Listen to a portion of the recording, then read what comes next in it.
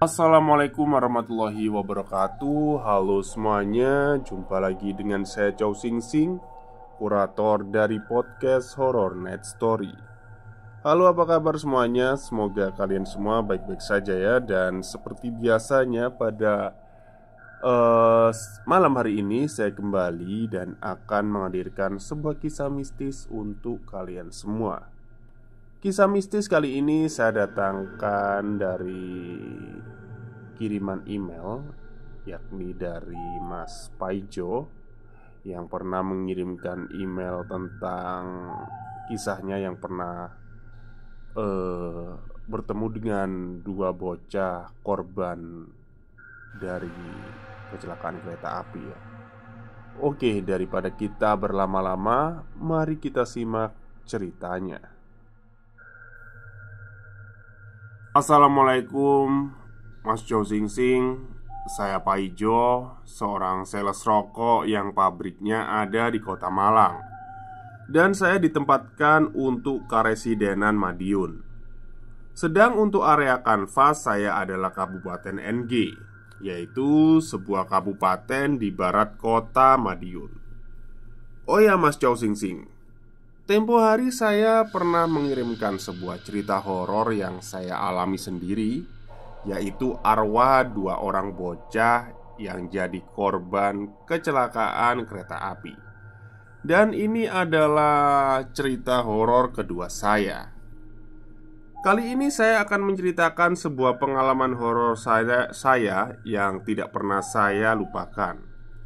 Untuk mempersingkat waktu, langsung saja kita simak ceritanya. Jadi semuanya 356.000 bu, kataku kepada seorang wanita setengah baya pemilik toko, Lumintu. Ya, nama tokonya Lumintu tertera di sebuah papan nama di atas atap toko itu, yang menandakan bahwa toko itu benar bernama Toko Lumintu. Saat itu saya tengah bertransaksi dengan ibu pemilik toko Lumintu itu. Beberapa jenis rokok saya sodorkan dan serahkan kepada ibu pemilik toko Lumintu itu. Oh ya Bu Sastro, kami sedang ada promo brand baru bu. Ini ada rokok isi 16 batang. Kemasannya menarik, rasanya nikmat dan harganya pas di kantong, kataku lagi mencoba merayu pelangganku.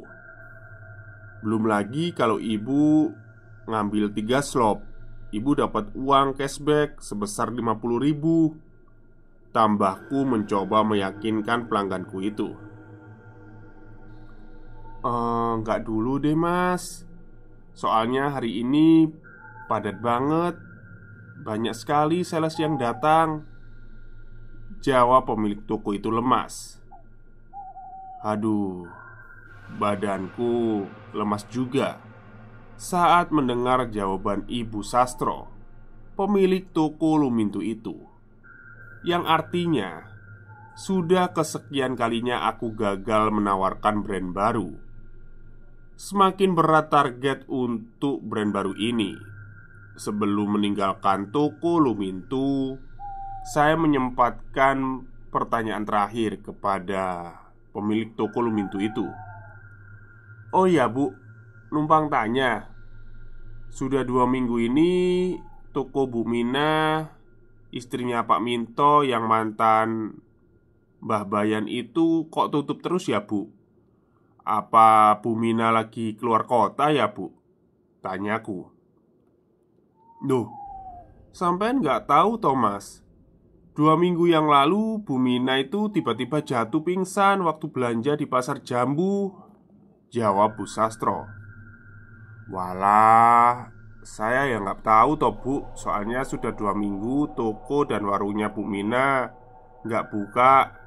Jadi selama 2 minggu saya nggak tahu kabar tentang Bu Mina bu, ungkapku dengan penuh keheranan dengan kejadian yang menimpa Bu Mina. Padahal Bu Mina adalah salah seorang pelangganku yang paling potensial. Sekali belanja rokok terkadang sampai 500.000, kadang lebih, batinku dalam hati. Untuk mengetahui siapakah Ibu Mina itu, para pendengar bisa mengikuti kisah saya dalam cerita dua anak korban kecelakaan di rel kereta api. Oke, kita kembali ke cerita. Pukul 12.45 perutku sudah keroncongan. Iseng, aku mencoba lewat jalan yang menuju ke arah rumah Bu Mina. Siapa tahu warung Bu Mina buka, jadi aku bisa makan siang di sana. Batinku dalam hati. Perlahan sepeda motorku menyusuri jalan aspal pedesaan. Kulihat speedometerku menunjukkan angka 40. Artinya, aku mengendarai motor tidak begitu cepat, yaitu 40 km per jam. Sepeda motorku terasa berat karena di bagian jok belakang nongkrong box rokok berukuran 70 cm kali 50 cm kali 80 cm. Cukup besar untuk menampung rokok sampai 1000 bungkus atau 100 slop rokok. Dan saat itu beban rokokku sudah berkurang, kurang lebih seperempatnya lah dari beban awal, atau kurang lebih masih ada 75 slop rokok yang ada di dalam box itu. Setelah kurang lebih 10 menit memacu motor, akhirnya sampai juga aku di depan warung, di tokonya Bu Mina. Alhamdulillah, ternyata warungnya Bu Mina buka. Mungkin beliau sudah sehat, batinku. Perlahan aku parkir sepedaku di bawah pohon kelengkeng. Di warung Bu Mina nampak dua orang laki-laki berumur sekitar 50 tahun tengah menikmati kopi hitam khas buatan Bu Mina. Dari dalam rumah, nampak Bu Mina melangkah menuju ke arahku yang sudah memasuki warungnya. "Bu Mina, sampun sehat, Bu?" tanyaku menyambut kehadiran Bu Mina. "Alhamdulillah, sudah sehat Mas Paijo," jawab Bu Mina dengan lemas dan senyum tipisnya. Perlahan dia duduk di bangku tepat di hadapanku. Sementara itu, Pak Minto, suami Bu Mina yang merupakan mantan Jogoboyo atau Mbah Bayan di desa itu, tampak duduk santai di dalam rumah di depan televisi 21 inci. Nampak asik. Beliau menikmati acara sekilas berita dari salah satu stasiun televisi. Sementara itu, di tangan Mbah Bayan yang merupakan suami Bu Mina tergenggam sebatang rokok filter. Sesekali dihisapnya rokok di tangannya itu.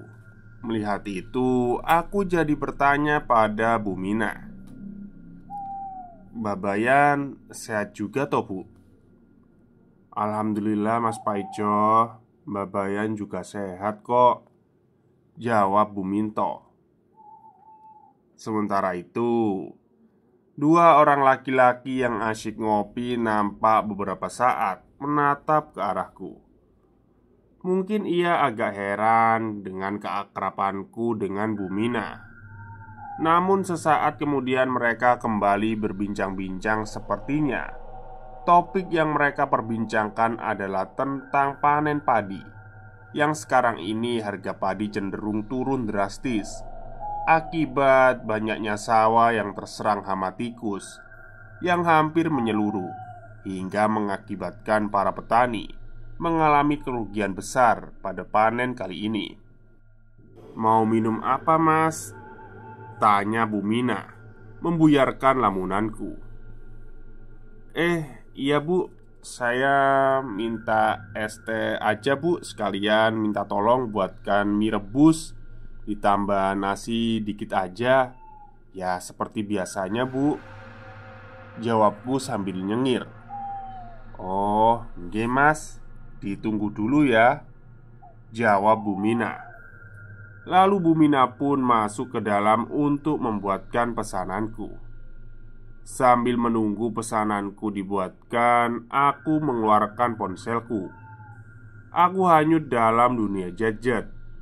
Sementara sang surya semakin tinggi naik tepat di ubun-ubun kepala. Waduh, ternyata udah jam 1 lebih. Aku belum sholat duhur. Bahkan makan siang aja belum. Gimana ini? Batinku. Akhirnya tak lama berselang nampak Bumina keluar, membawa nampan yang di atasnya bersemayam sepiring nasi putih dan semangkok mie instan rebus dan segelas es teh manis. "Ini mas, maemnya," kata Bumina. "Terima kasih loh bu," jawabku, yang memang tak sabaran karena perutku sudah kerucukan. "Oh ya, katanya ibu habis sakit ya? Sakit apa bu?" tanyaku mengawali percakapan. "Anu mas, tensi saya tinggi 170. Pas di pasar saya jatuh pingsan," jawab Bumina. "Walah, banyak-banyak istirahat bu. Mungkin capek jenengan," kataku. "Iya mas, memang udah usia," kata Bumina lagi. "Ya udah, dimaem mas, keburu dingin nanti," kata Bumina. "Nggih bu." Akhirnya aku makanlah mie buatan Bumina itu. Baru beberapa sendok aku menikmati mie rebus. Dan bahkan belum ada setengah piring aku masukkan ke dalam perut. Tiba-tiba aku melihat wajah Bumina semakin pucat. Sementara aku lihat dia duduk tepat 1 meter di hadapanku. Dan tiba-tiba saja, bruk, tubuh Bumina terjatuh dari bangku kayu tempat dia duduk. Saat itu Bumina terjatuh tepat di depan mataku. Sebenarnya aku melihat saat Bumina terjatuh, tapi sayangnya jarak antara aku dan Bumina sekitar 1 meter. Jadi tidak mungkinlah aku bisa menangkap tubuh Bumina.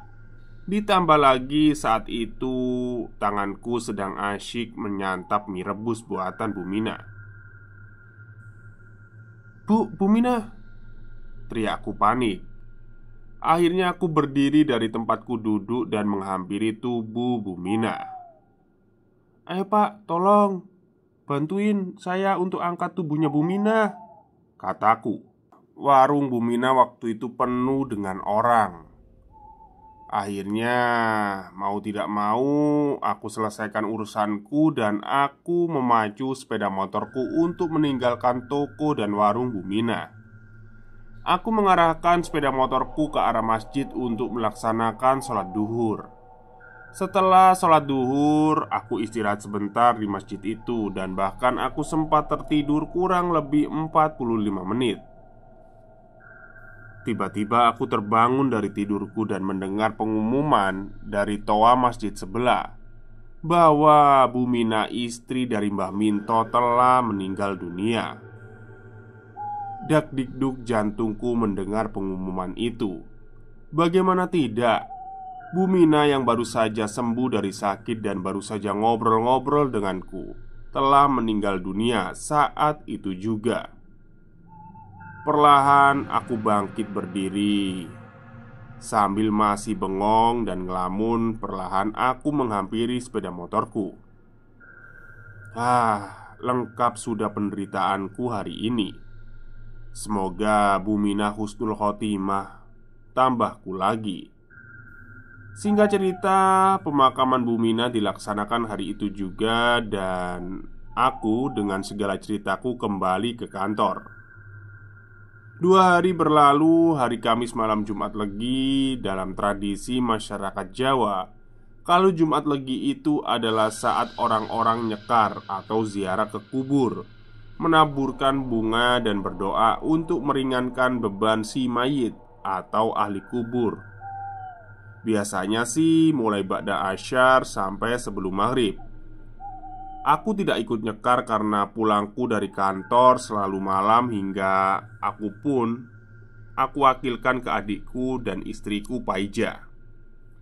Sementara itu, di desa tempat almarhum Bumina tinggal, rumah Bumina nampak sepi tanpa penghuni.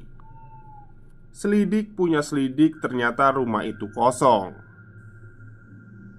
Mbah Bayan atau Pak Minto yang merupakan suami Bumina, setelah peristiwa itu menimpa, dia tinggal bersama anaknya yang tinggal di pedesaan sebelah. Rumah itu dibiarkan kosong. Rumah yang menurut adat Jawa diadakan tahlilan hingga 7 hari meninggalnya Bumina. Tapi kenyataannya malah sepi, tidak ada kegiatan apapun. Saat itu warga bertanya-tanya, kenapa seperti itu kan? Harusnya kan ada tahlilan sampai 7 hari. Ramai sekali warga mempergunjingkan hal itu. Di hari kedua, malam ketiga setelah kematian Bumina, di rumah almarhum Bumina seharusnya terdengar lantunan suara Yasin atau tahlil. Tapi nampaknya sepi-sepi aja. Rumah tersebut tertutup rapat dan memang tidak ada penghuninya. Satu-satunya penerangan adalah di teras rumah. Itu pun cuma lampu 5 watt. Di cerita lain, Pak Bandi sedang asyik merokok di depan rumahnya. Saat sedang asyik menikmati hisapan-hisapan rokok, tiba-tiba di luar gerimis dan mulai membasahi bumi pertiwi. Angin petang yang bertiup sambil membawa hawa dingin yang mendirikan bulu kuduk. Saat Pak Bandi asyik menikmati hisapan-hisapan rokoknya, tiba-tiba saja samar-samar terdengar suara rintihan disertai suara tangis perempuan. Pak Bandi nampak menajamkan pendengarannya, berusaha untuk menangkap suara itu. Kok seperti ada suara orang menangis ya? Siapa sih waktu maghrib-maghrib gini nangis? Kata Pak Bandi. Perlahan dia bangkit dari kursi kayunya. Kepalanya menengok ke kanan dan ke kiri, mencari arah sumber datangnya suara rintihan itu. Sepertinya suara rintihan itu berasal dari rumah Pak Minto. Tanpa rasa takut, Pak Bandi mendatangi arah suara rintihan dan tangisan itu. Matanya menangkap sesosok perempuan duduk di bangku dipan bambu di teras rumah Pak Bayan. Sosok perempuan itu nampak menunduk sambil terdengar suara rintihan dari perempuan itu. Karena gelap, Pak Bandi bertanya, "Bu, sampean siapa? Kenapa nangis di sini?" tanya Pak Bandi tanpa curiga. Ditanya seperti itu, bukannya menjawab, sosok perempuan itu masih merintih dan menangis. Dan Pak Bandi pun bertanya lagi, "Sampean ini siapa, Bu?" Dan lagi-lagi Pak Bandi tidak mendapatkan jawaban dari pertanyaannya. Merasa diacuhkan dan karena suasana semakin gelap, akhirnya Pak Bandi memutarkan badan hendak meninggalkan sosok perempuan itu. Tapi tiba-tiba terdengar suara lirih dan suara tersebut seperti datang dari dalam sebuah sumur. Lirih dan menggema. "Pak Bandi, ini saya, Pak. Tolong, Pak. Saya sendirian. Saya kesepian." Pak Bandi dengan refleks segera memutar badan dan menghadap sosok perempuan itu. Di hadapannya kini terdapat sosok Bumina dengan raut wajah pucat. Kedua bola matanya putih semua, menatap kosong ke arah Pak Bandi. Di sela-sela bibir dan lubang hidungnya nampak mengalir cairan berwarna merah. Darah. Ya, cairan itu adalah darah. Bumina? ucap Pak Bandi perlahan kaget. "Ibu kan udah meninggal. Kenapa kembali lagi ke sini?" kata Pak Bandi tergagap. Di hadapannya ini adalah sosok Bu Mina menatap tajam ke arahnya. Akhirnya perlahan-lahan Pak Bandi bisa menenangkan dirinya. Dengan pelan dia berkata, "Sudahlah Bu, ikhlaskan saja semuanya. Sekarang ibu kembali ke alam keabadian dengan tenang," ucap Pak Bandi mencoba berkomunikasi dengan arwah Bu Mina. "Aku nggak bisa tenang Pak Bandi. Aku sendirian, sepi, nggak ada yang nemani aku di sana." "Bu Mina, sudahlah, kembali ke tempatmu. Di sana kamu akan tenang," perintah Pak Bandi. Sambil perlahan dia membacakan surat Al-Fatihah. Tiba-tiba sosok Bu Mina tertawa dan tubuhnya lama-lama memudar dari pandangan. "Alhamdulillah," ucap syukur Pak Bandi pelan. Segera ia perlahan masuk ke dalam rumahnya. Di dalam rumahnya, dia langsung menyuruh keluarganya untuk sholat maghrib. Sementara itu di desa Mojo, yaitu desa tempat tinggalku, malam itu aku duduk sendirian di teras depan rumah sambil meminum secangkir kopi pahit dan sebatang rokok filter. Dari dalam rumah terdengar suara jam dinding berdentang 9 kali, menunjukkan waktu sudah jam 9 malam.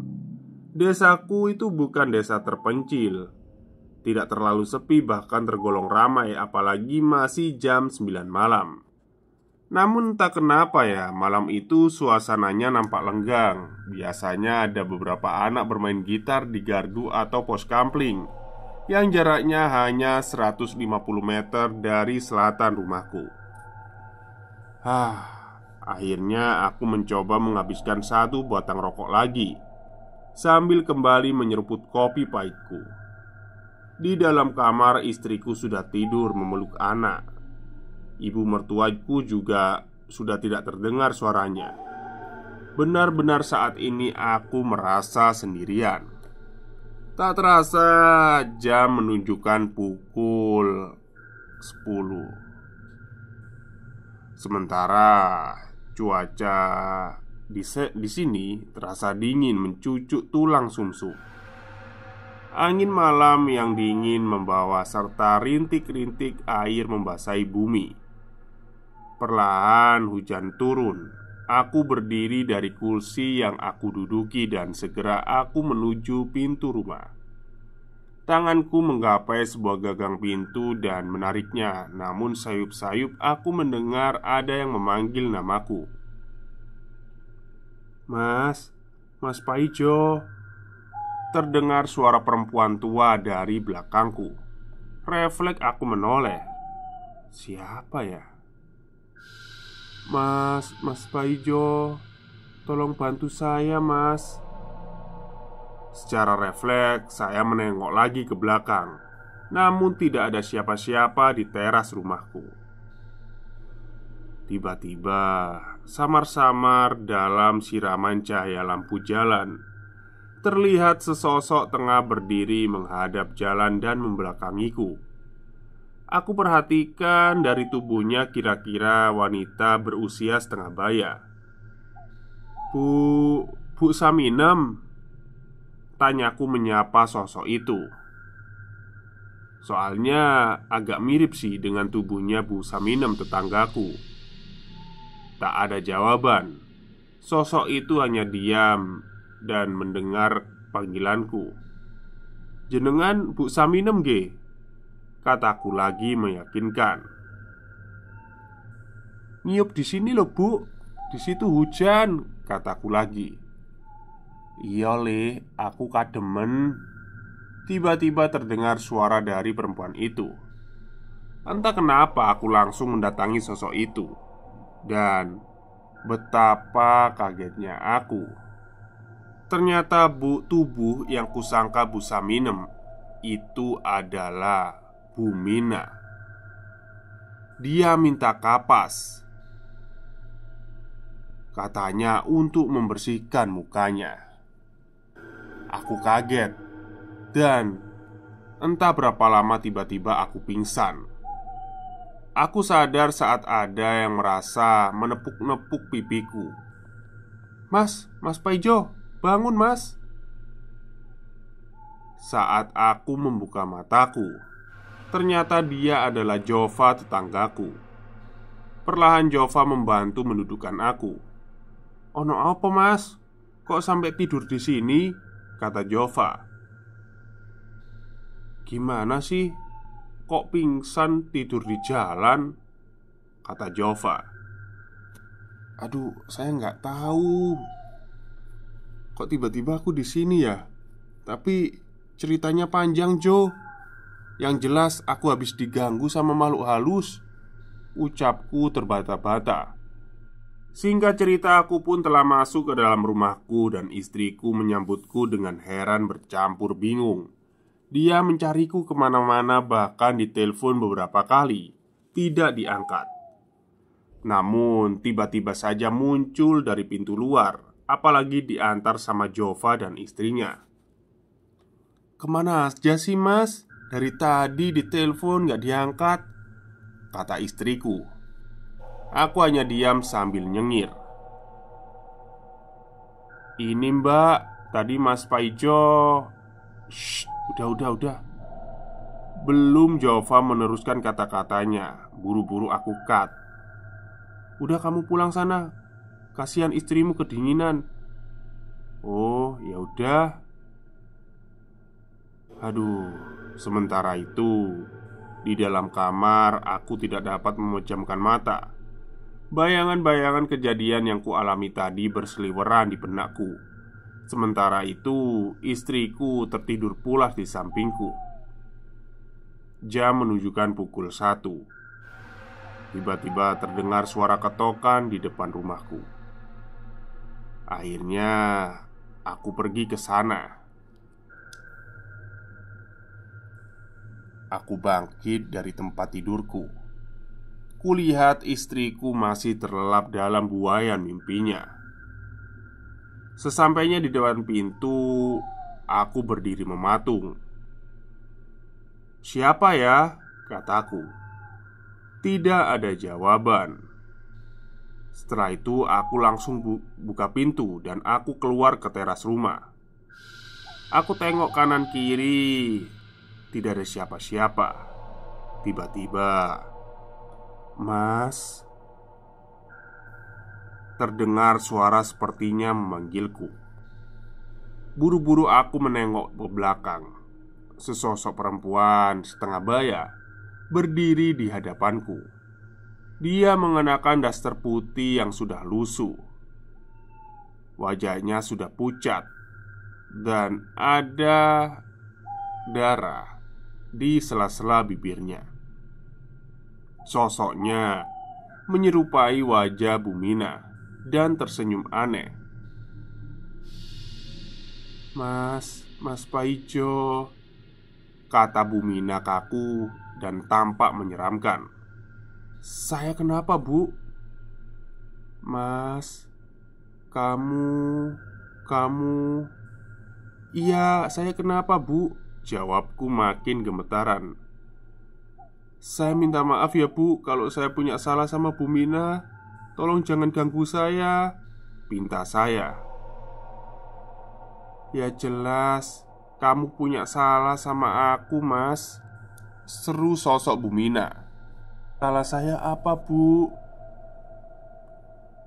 "Kamu kemari," kata Bu Mina.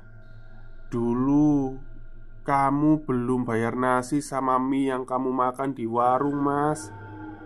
"Loh, sudah saya titipkan sama Pak Bandi, Bu," kataku sambil menepuk jidatku sendiri. Dan entah itu kenapa ya, tiba-tiba mataku berkunang-kunang dan akhirnya aku pingsan untuk yang kedua kalinya. Akhirnya aku pun menceritakan itu ke istriku. Singkat cerita, aku tidak mau terlalu lama berdebat dengan istriku. Setelah kami masuk ke dalam rumah, aku segera menyuruh istriku untuk duduk dan mendengarkan ceritaku. Mbah Minto bercerita kalau dia sering didatangi oleh almarhum Bu Mina lewat mimpinya dan diajak pergi menemani Bu Mina. Dan akhirnya tepat setelah 40 hari kematian Bu Mina, bersamaan itu pula Mbah Minto atau Mbah Bayan akhirnya mengembuskan nafas terakhirnya. Innalillahi wa inna ilaihi rajiun. Akhirnya Bumina tidak kesepian lagi karena mendapatkan teman dan tamat. Oke, itulah cerita panjang dari kiriman email ya. Memang sebenarnya beberapa adegan saya cut ya karena eh, agak saya ini sih edit-edit dikit lah ya. Jadi biar nggak agak bingung saya bacanya juga gitu. Ceritanya bagus gitu ya. Mungkin penulisannya aja yang kurang rapi gitu ya Mas ya. Baik, mungkin itu saja cerita saya untuk malam hari ini. Kurang lebihnya saya mohon maaf. Wassalamualaikum warahmatullahi wabarakatuh.